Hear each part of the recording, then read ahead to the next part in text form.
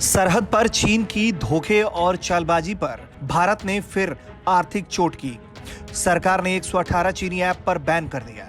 ये चीन को एक बड़ा झटका है। इस प्रतिबंधित ऐप्स में टिकटॉक के बाद पबजी भारत में काफी पॉपुलर रहा है। दुनिया में 24% पबजी भारत में डाउनलोड होते थे। इससे चीन की काफी कमाई होती है, लेकिन एक झटके में चीन की यह कमाई बंद हो गई। सरकार के नए आदेश से 118 ऐप्स पर पाबंदी लगी। इन्हें देश की सुरक्षा, एकता और अखंडता के लिए खिलाफ बताया। आदेश में कहा गया है कि Indian cyber crime coordination centre और होम मिनिस्ट्री की ओर से इन ऐप्स पर बैन लगाने की मांग की गई थी।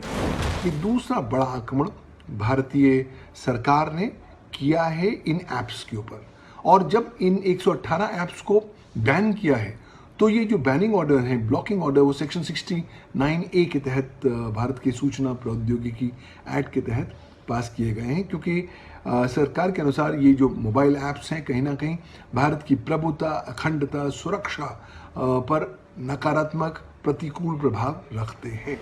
अब चीन इस फैसले के बाद रो रहा है। जाहिर तौर पर टिकटॉक के बाद ये सबसे बड़ी चोट में से एक है, जिससे चीन के बिजनेस को खासा नुकसान होगा। समाचार एजेंसी रॉयटर्स ने चीन की कॉमर्स मिनिस्ट्री के हवाले से कहा है कि भारत के द्वारा जो मोबाइल ऐप्स पर बैन किया गया है, उसमें चीनी इन्वेस्टर्स और सर्विस प्रोवाइडर के हितों को चोट पहुंचेगी। चीन इस मसले पर गंभीर है और इसका कड़ा विरोध करता है।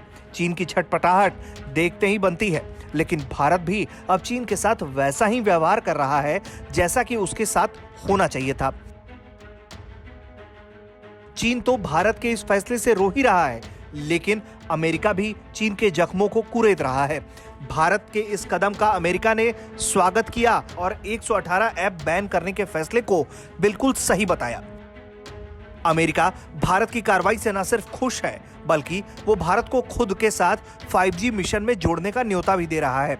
अमेरिकी सरकार के इकोनॉमिक ग्रोथ डिपार्टमेंट की अंडर सेक्रेटरी कीथ रॉच ने बयान जारी करते हुए कहा है कि चीन की कम्युनिस्ट पार्टी 5G तकनीक के जरिए दुनिया का नुकसान पहुंचाने में जुटी हुई है। भारत ने पहले ही 100 से अधिक चीनी ऐप्स को बंद कर दिया है। ऐसे में हम भारत जैसे कई देशों से अपील करते हैं कि वो सही नेटवर्क बनाने के लिए मिशन में हमारे साथ जुड़ें।